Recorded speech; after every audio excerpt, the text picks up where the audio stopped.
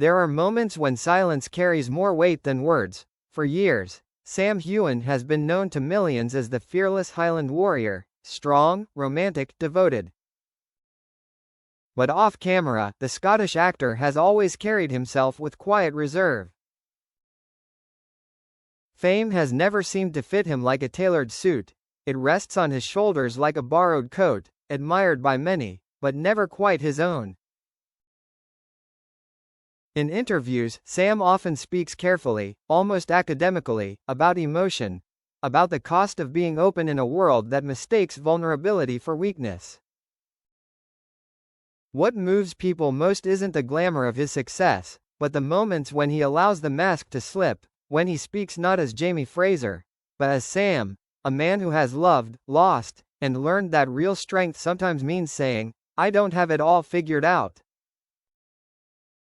During a conversation at a charity event in Edinburgh, Sam was asked what he thought love really meant after years of playing one of television's most passionate characters.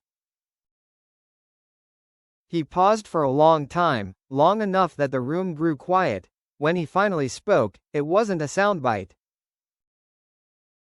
It was something simple, almost fragile. "I think my dream woman," he said softly, "is someone who sees the man behind the camera, not the character.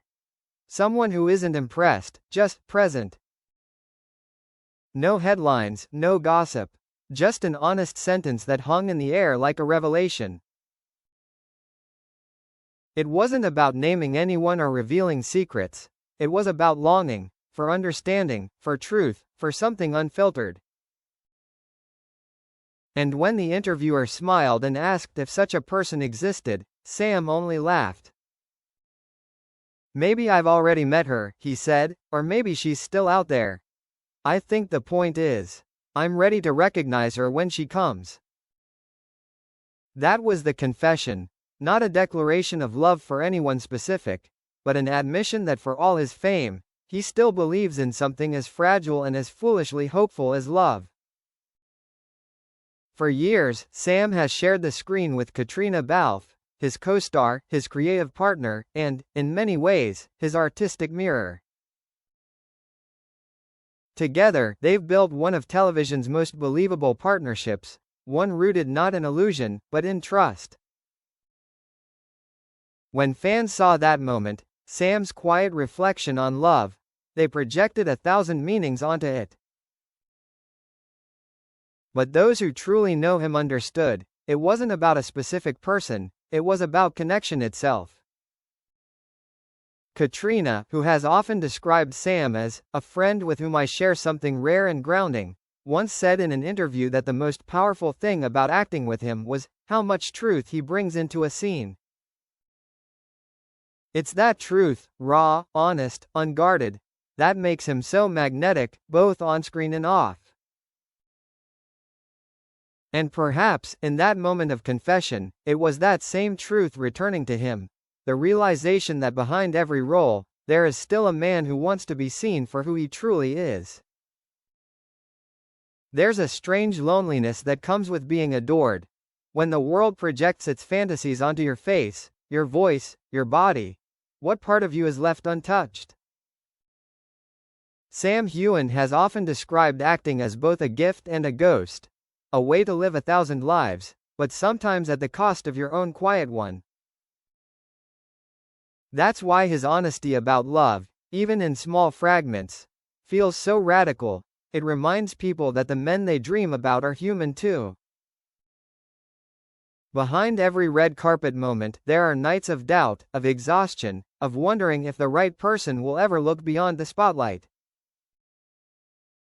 And maybe that's why his words resonated so deeply, not because they revealed something scandalous, but because they revealed something true. Even those who seem to have everything still yearn for someone who sees them. When asked later about Sam's comments, Caitríona didn't say much, but those who were there remember the look in her eyes, warmth, respect, and a quiet recognition. She has always been fiercely private, equally grounded, and deeply loyal to her family and her craft. Her silence wasn't distance, it was understanding, Because sometimes, the best response to vulnerability isn't words, it's presence. The kind of silence that says, "I hear you," on set, she once told a journalist. We've both grown through this experience.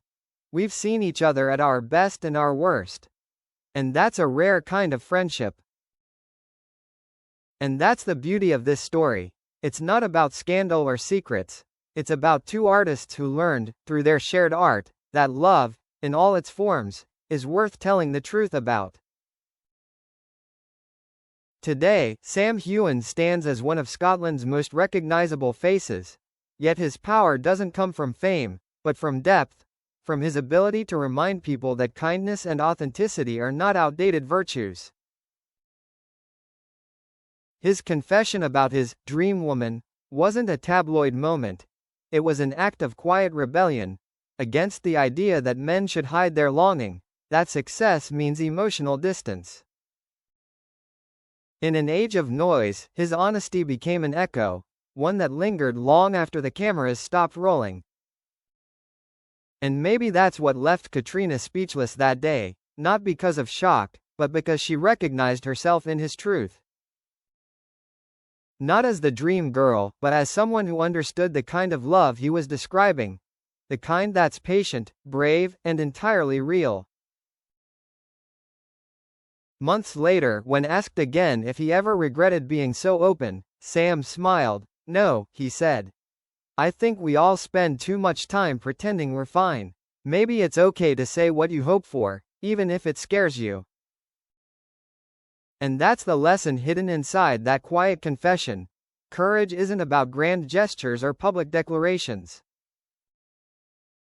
It's about saying what's true, even when it might go unheard. The world often mistakes vulnerability for weakness. But for those who have learned to live in the spotlight, it can be the purest form of strength. At the end of the day, Sam Heughan's story isn't about romance or rumor. It's about presence, the courage to stand still, to be seen, and to speak from the heart. In a culture obsessed with noise, his small, human confession about love became something larger. A reminder that even in the glare of fame, the simplest truths still carry the most light.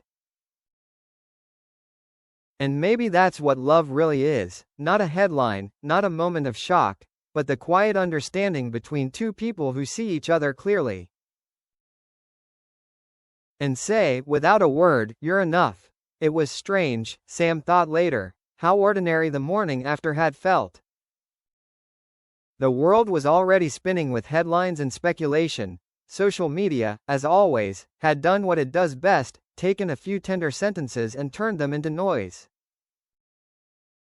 Fans dissected his words like detectives.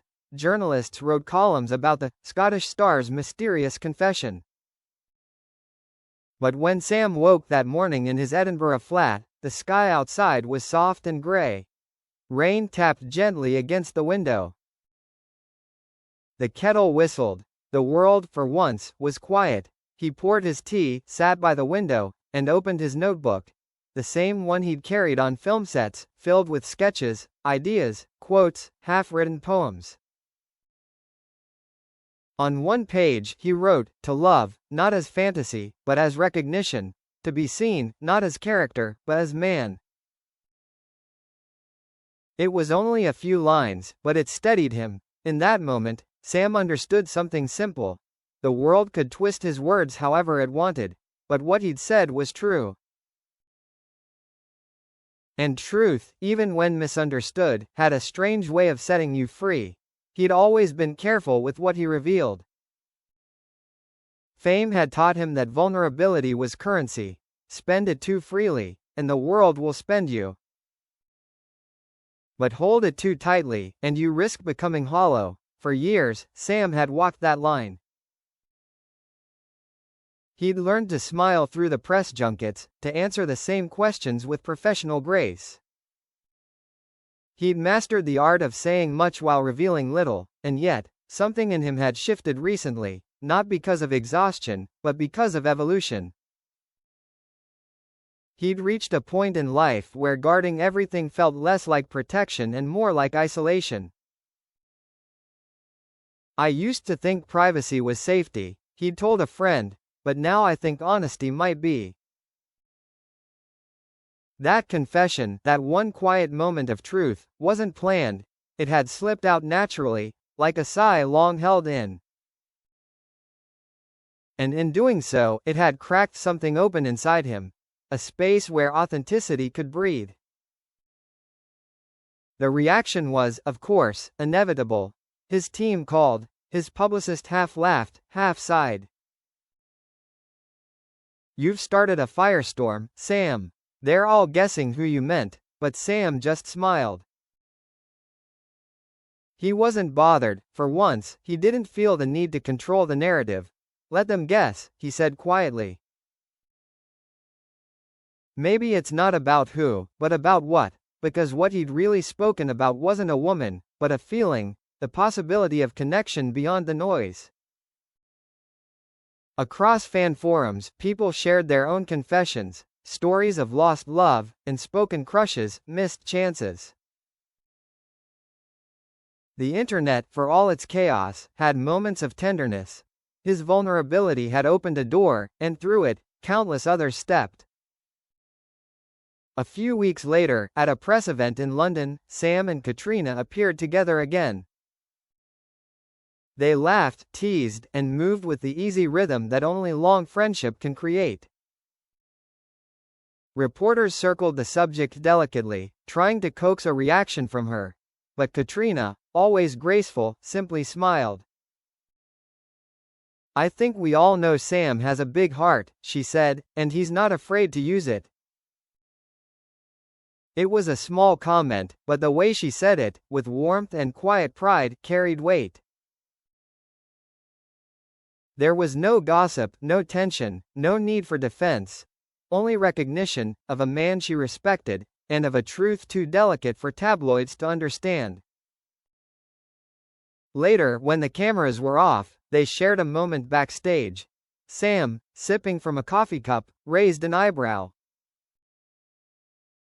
"You handled that better than I would have." She laughed. "I've had years of practice." Then, after a pause, she added softly, "You know, what you said, it was brave, and that was all." A friend acknowledging another's courage. No more, no less, but it meant everything. Fame, Sam realized, was a peculiar paradox. It brought him admiration, opportunity, and security. But it also demanded fragments of his soul in return. He'd learned to find stillness in small moments, a hike in the Highlands, a quiet night with a book, a long drive with no destination.